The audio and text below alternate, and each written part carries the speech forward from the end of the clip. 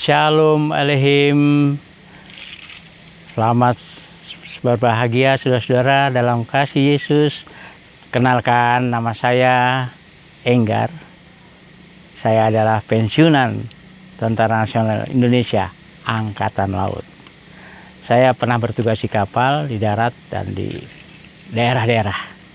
Nah, ini saya mau ceritakan awal dari pengenalan saya akan Tuhan. Jadi pada saat pengalaman saya di kapal, di mana Tuhan tempatkan saya di kapal perang yang sedang patroli untuk pengamanan pengungsi Vietnam, di situ saya dikenalkan Tuhan, dijamah Tuhan, ditegur Tuhan. Apa tegurannya? Tegurannya baik. Pada saat saya tugas tengah malam, larut malam lah, itu dari jam 12 malam sampai jam 4 pagi. Saya bertugas sebagai asisten perwira jaga di kapal. Nah, pada saat dalam keadaan ombak tenang, Laut Cina Selatan biasanya gelombang, tapi pada saat itu tenang. Dan bulan purnama, bukan bulan purnama ya, bulan baru muncul. Indah sekali. Saya lihat tanpa sadar dalam kesunyian saya memuji Tuhan, tanpa lagu, tapi saya memuji Tuhan. Betapa indahnya ciptaan Tuhan. Karena saya melihat begitu indah suasana laut pada situ. Padahal kalau biasanya gelombang laut yang begitu luar biasa di Laut Cina Selatan ini. Nah, ada suara.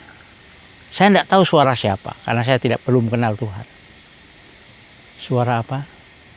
Dia memanggil nama saya dengan nama kecil saya. Eng, apa yang kamu perbuat selama ini?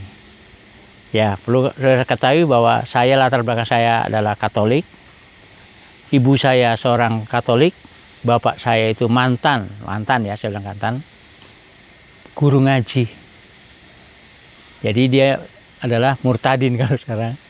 Ya, waktu kawin dengan ibu saya masih kawin sendiri-sendiri. Kemudian setelah dia pulang dari Permesta, datang ke Jawa, kemudian kami dibawa ke Manado, baru dia dibaptis. Nah, puji Tuhan,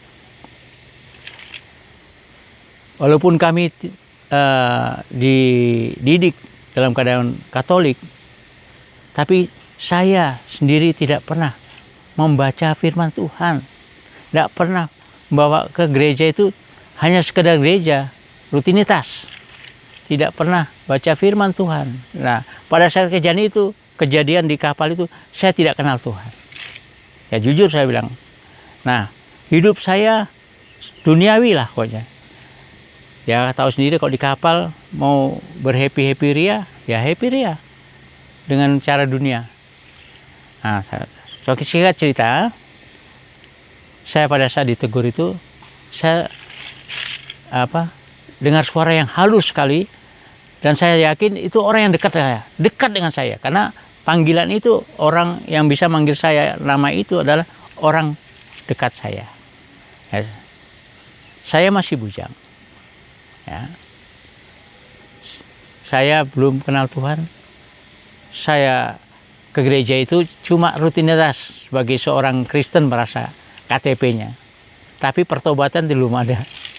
Nah, puji Tuhan, pada saat saya tegur, setelah ditegur itu, saya turun jaga.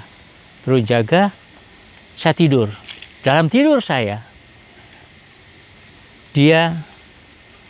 suara itu datang lagi. Nah, saya tegur, Eng, kamu selama ini berbuat apa? Saya terbangun. Saya pikir-pikir, siapa yang berbicara? Kalau Tuhan, saya ditanya, saya berbuat apa? Saya pikir-pikir, lah saya berbuat apa? Ternyata di balik itu ada suatu kerinduan. Saya belum pernah ke gereja lagi selama 3 atau 4 tahun. Nah, pada saat itu saya masuk gereja. Pada saat saya masuk gereja itu di pulau daerah Tarempa, itu daerah Laut Cina Selatan. Laut Cina Selatan itu Saya masuk satu gereja, ada gereja Katolik, tetapi kosong. Saya masuk di situ kosong. Saya ditegur oleh seorang hamba Tuhan, mungkin kostor ya. Dia bilang, "Dek, mau kemana? Mau ke gereja, Pak."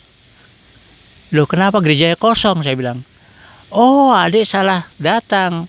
Hari Minggu ini romonya tidak melayani di sini. Kemarin gereja kami, misa kami sih kemarin. Sekarang dia di pulau sebelah. Oh, ternyata romo itu melayani di pulau-pulau lain." Tiba-tiba saya masuk gereja, saya tegur anak buah saya, "Let, mau ke gereja?" "Iya." "Udah ikut saya aja." Saya akhirnya masuk gereja gereja Pantekosta. Tepuk tangan segala macam. Nah, itu saya tidak masalah itu. Tapi saya dengar khotbahnya. Khotbah secara khotbahnya menegur saya. Menempeleng saya. Sepertinya itu Pak pendetanya itu ngerti keadaan hati saya. Nah, akhirnya satu saat saya merenung. Saya rindu untuk dibaptis. Singkat cerita, saya ketemu sama calon istri. Nah, pada saat saya mau rencanakan nikah, ibu mertua saya bilang, "Kalau tidak masuk gereja Gemim," karena di Manado ya, "kamu tidak boleh nikah sama anak saya." Ya, karena syaratnya cuma itu, saya bilang, "Saya sudah di kapal, masuk gereja mana saja, berarti oke lah, tidak masalah." Nah, singkat cerita, pada saat saya sudah nikah, saya melayat bersama istri saya. Ditegurlah oleh seorang hamba Tuhan, "Adik, Tuhan perintahkan saya untuk melayani adik berdua." Saya bilang, "Kapan Tuhan ngomong sama dia?" Karena saya tidak ngerti kan. Ternyata Roh Kudus menggerakkan dia untuk menegur kita. Ternyata dia menginjili kita begitu intens, luar biasa. Bahkan kami bertemu lagi di rumah kami, dia melayani. Baru saya mengerti firman Tuhan di situ. Saya akhirnya diminta mau mengenal Tuhan lebih dalam lagi. Adik berdua harus dilepaskan. Perlu saudara ketahui, sebelum saya mengenal Tuhan, hidup saya penuh dengan duniawi. Maksudnya itu, saya belajar tenaga dalam dan saya punya susuk yang diberikan oleh guru saya dan ditanam di dalam tulang belakang saya. Susuk itu untuk apa? Susuk harimau, supaya saya berwibawa katanya gitu. Tapi ternyata susuk itu iblis punya. Dalam keluarga saya tidak ada kedamaian. Saya berantem terus. Walaupun itu. Tetapi setelah pelepasan, nah ini cerita pelepasan, bahwa saya melihat pada saat pelepasan itu, saya melihat manusia banyak sekali yang menyerang saya dengan kepala hewan. Nah, kepala hewannya itu menyerang saya. Isi saya sampai heran. Karena siapa? Saya pada saat latihan tenaga dalam, isi saya lihat seperti macan, elang. Kalau orang misalnya menyerang saya tekan di tanah, orang itu masuk tanah, tidak bisa dicabut. Itu tenaga dalam dulu saya. Akhirnya, begitu saya dilepaskan, saya merasa plong. Ada damai, sukacita. Luar, tidak bisa dirasakan seperti orang lain. Saya merasakan, saya rindu untuk melayani.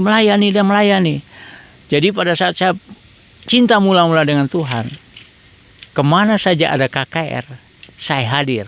Mau dimanapun saya hadir bersama istri saya. Mau hujan, mau apa, enggak. Nah, akhirnya sudah. Saya ketemu dari pelepasan, saya ketemu satu gereja. Ternyata gereja itu yang mengajari saya pertama untuk dimuridkan. Saya pertama kali di Surabaya masuk gereja Betani. Itu masih ada gereja Betani, itu masih masuk di Sinode GBI kalau nggak salah. Nah, tetapi gereja itu pecah. Saya lihat ya. Jadi saya bingung mau masuk mana nih. Tapi tetap saya di satu komunitas yang tidak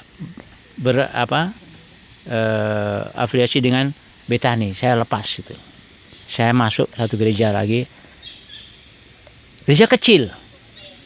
Pendetanya luar biasa, dia membimbing kami dengan pengajaran-pengajaran. Inilah yang saya maksud ini, saya inginkan seperti ini. Nah, dari sini saya mengenal Tuhan. Lebih dalam lagi bersama istri saya, lebih dalam lagi. Akhirnya kami bisa melayani di situ. Diangkat, bahkan pendetanya menawarkan saya untuk menjadi pendeta pembantu. Pendeta pembantu, kami belajar, akhirnya ujian di bawah Sonada, dan kami ditabiskan jadi pendeta pembantu di gereja itu. Sampai akhirnya saya melayani, dan di situ saya mulai mengenal Tuhan lebih dalam lagi. Tetapi jangan dikira orang yang melayani Tuhan tidak ada tantangan. Semua ada tantangan. Tantangan itu dari mana? Dari dalam diri kita sendiri, bahkan dari istri, dari keluarga, dari mana-mana, dari luar, teman-teman terutama. Lo sok munafik, lo gini-gini dan sebagainya itu. Tapi saya abaikan. Sampai sekarang saya sudah pensiun, mereka mengenal saya apa? Enggar sekarang sudah lain. Dia sudah jadi hamba Tuhan. Tidak lagi main-main seperti dulu. Tapi ada teman-teman yang dulu-dulu saya di Kapa, mereka tidak percaya. Tapi apalah, mereka percaya atau tidak peduli saya. Yang penting Tuhan dalam saya. Gitu. Nah, karena saya ingat itu pertanyaan pendeta waktu itu, kemana kamu setelah mati? Kamu itu orang berdosa. Nah, saya lihat dalam Roma 6 ayat 23 bahwa upah dosa adalah maut. Karena kasih karunia kita dalam Yesus, kita dapat hidup kekal. Nah, makanya saya bilang, saya mau ikut Yesus. Kapanpun dan dimanapun, dalam keadaan apapun, saya ikut Yesus. Karena dialah penyelamat kita. Ya. Makanya saya bilang, carilah Tuhan dimanapun kamu berada. Karena kamu tidak dapat berbuat apa-apa. Karena tidak kalau di luar Tuhan. Yesus katakanlah, akulah pokok anggur. Di luar aku, kamu tidak bisa berbuat apa-apa. Makanya saya ingat itu sekali. Makanya saya mau Tuhan, saya mau jadi melekat pada pokokmu. Itu aja saya kira. Demikian kesaksian. Lebih kurangnya saya meminta maaf apabila ada kata-kata yang tidak berkenan, mungkin ada yang tidak mengerti, ya lain kali kita bisa ketemu lagi. Puji Tuhan, haleluya, amin.